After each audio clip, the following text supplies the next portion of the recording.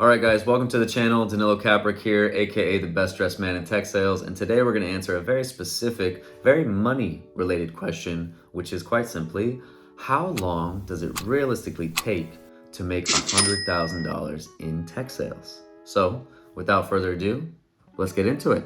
All right, guys, so before we get into how long it took me personally to make $100,000 in tech sales, I think it makes sense to go over some of the common entry-level roles that you might experience as you try to get there, right? So for purpose of this video, I think there's three main roles that we want to focus on. First would be the SDR role, second would be the BDR role, and third would be the account executive role or the AE role. Now, I'll bucket SDR and BDR together because frankly, guys, they are the same position. There's really zero difference in what you're doing day to day. The only difference is some companies might try to say, hey, look, we'll start you off as an SDR and we'll promote you to BDR, but really that's just semantics. The job is effectively the same. So what is the job? The SDR and BDR position is all about doing whatever it takes to generate meetings for account executives. So what this means is doing cold calls, emailing folks, DMing folks on LinkedIn, and doing whatever it takes really to get a meeting between a prospect and someone at your company, typically the AE.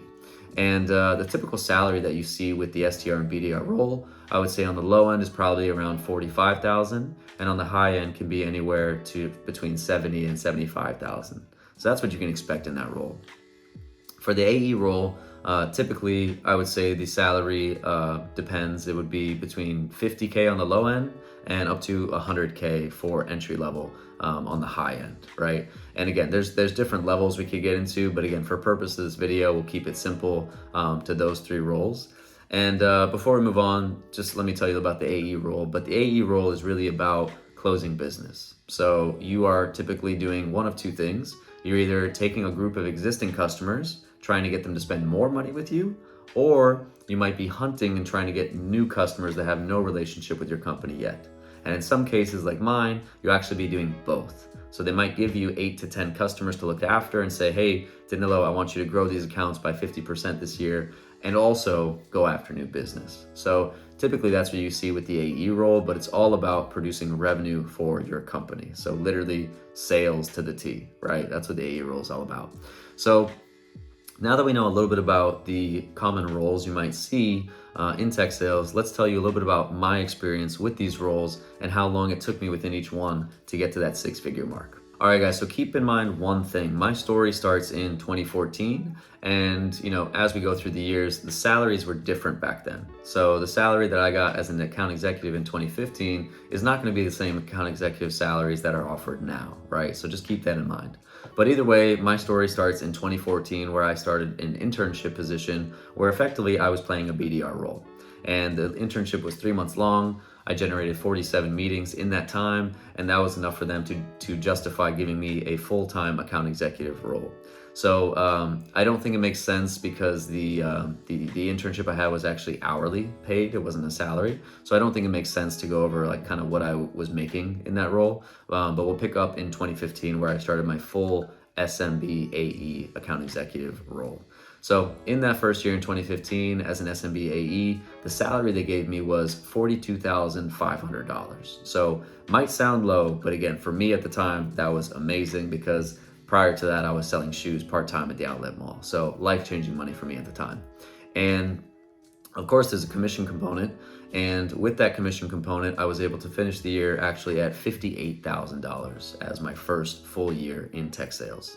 And obviously nothing changed in the second year, but the only thing that did change was my confidence. So I got smarter about the product, I got better at talking to customers, and really just felt more mature in the role, right? So in my second year with all that extra confidence and a little more experience, I was able to make $84,000 as an SMB account executive. But more importantly, in both years, I was able to hit my number. And that's really, really important in tech sales because hitting your number is what makes you eligible to get a promotion. And if you don't hit your number, it's really hard to get promoted. In some cases, it might even be impossible. So you really want to make sure you hit that number. And because I hit my number, I was able to apply for a promotion. Thankfully, I got the promotion and my salary actually doubled to $96,000. So it went from $42,500, a little more than doubled, but went from $42,500 to $96,000 in my third year. And you could argue that that's pretty much already making 100K, but obviously there's a commission component, right? So in that third year with that new salary, I was able to finish out at 132K for the year.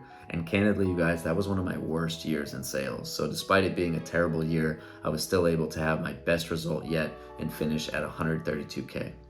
So what does this mean? That means it took me exactly 3 years to make $100,000 in tech sales, starting with zero experience, coming from a place like selling shoes at the mall. So if you're watching this video today and you're working at the mall, or you're working as a, I don't know, whatever you do, just know that it is realistic. Within 3 years, you can easily make 100K in tech sales. And this is just my personal path, right? I know people who have done it in 1 year, maybe 2 years. Some people might take more, but either way, I hope you guys can use this data point to get an idea of how long it realistically might take you to make $100,000 in tech sales.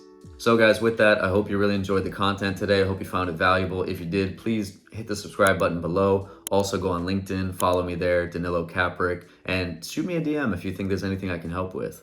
But either way, guys, thank you for the time, attention, and energy today, and stay tuned for the next video. Take it easy.